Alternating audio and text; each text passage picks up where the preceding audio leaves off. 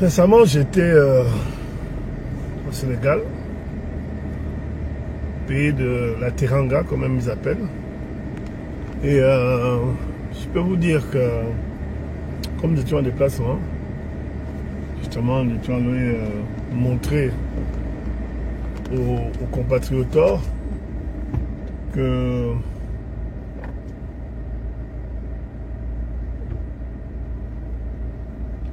le pays était en train de changer.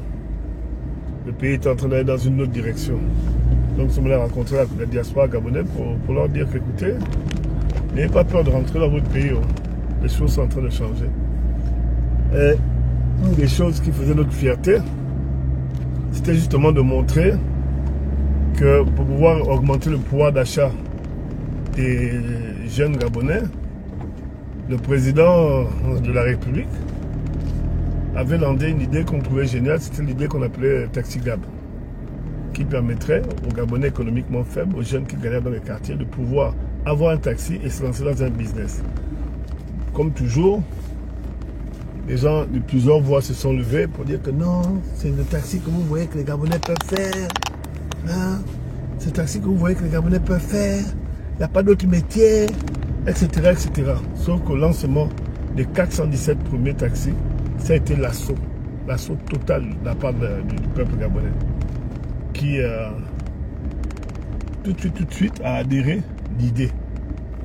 à l'idée.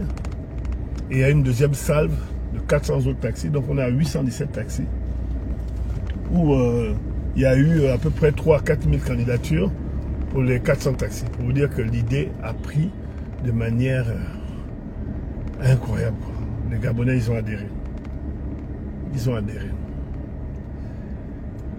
Et l'idée a suivi son bout de chemin pour devenir encore quelque chose de plus énorme, puisque l'objectif en 2027 ou 2028, c'est d'avoir à peu près 10 000 taxis pour commencer.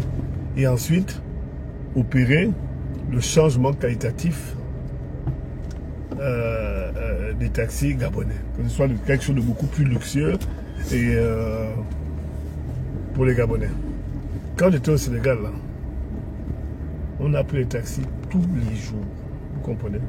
Tous les jours. Il n'y a pas un seul taxi qui n'était pas sénégalais. Pas un seul. Pas un seul. Tous les taximans, ce sont des Sénégalais. Il n'y a pas un Gabonais qui fait taxi. Sauf un ou deux ou trois qui font les Gozem, l'équivalent des Gozem, les Uber, etc. Voilà. Mais sinon, quand tu parles taxi pur, là, ça c'est la business des nationaux. Alors je suis vraiment outré lorsque je vois l'affaire des taxis, hein, des taxis camerounais, Bamoun, comme on dit, 150 taxis, avec 150 chauffeurs qui ne sont pas gabonais, hein, 150 taxis et 150 chauffeurs qui ne sont pas gabonais, qui viennent inonder la place gabonaise.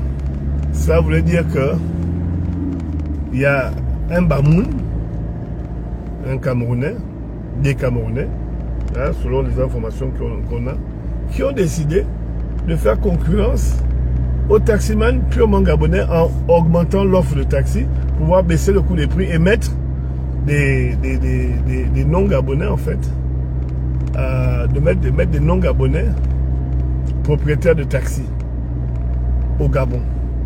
Je veux te dire que je vous jure, hein, que vous allez au Cameroun, hein, si vous trouvez au Cameroun des Gabonais qui sont taximans, on peut jouer la carte de la réciprocité. Or, en l'occurrence, ce qu'on voit là aujourd'hui, ben, ce sont des non-Gabonais qui ont décidé d'inonder le marché de manière à détruire le nouveau type de monopole qu'aurait pu installer, qui est en train de s'installer au Gabon. Voilà la réalité de ce que nous vivons au pays. Et ça, c'est, comme on dit, ça n'a tellement pas de sens, parce qu'on est en train de vouloir déstabiliser la volonté qu'on a de donner des petits métiers aux Gabonais. Parce qu'au départ, comme j'ai dit tout à l'heure, lorsqu'il y avait des Gabonais qui se lançaient dans la taximanie, tout le monde se foutait d'eux. Oh non, c'est pas le métier pour les Gabonais. Regardez aujourd'hui. C'est tellement pas pour les Gabonais qu'ils sont obligés de court-circuiter la concurrence en inventant, en créant en fait une concurrence purement factive pour pouvoir détruire le monopole que les Gabonais commencent à avoir sur un métier qui correspond à la population gabonaise la plus faible. Et quand vous voyez tous les taximans, s'il y a 100 taxis au Gabon, il y en a 90 qui ne sont pas gabonais.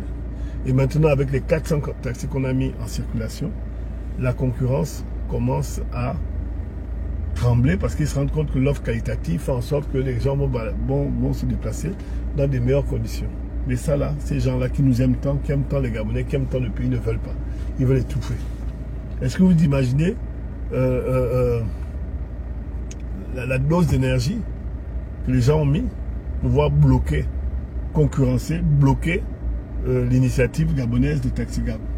Voilà ce qu'ils sont en train de faire. Donc moi je dis à tous mes frères, à tous mes compatriotes, compatriotes et compatriotes, de ne pas baisser la gamme. De ne pas baisser la gamme et que nous allons renforcer cette initiative.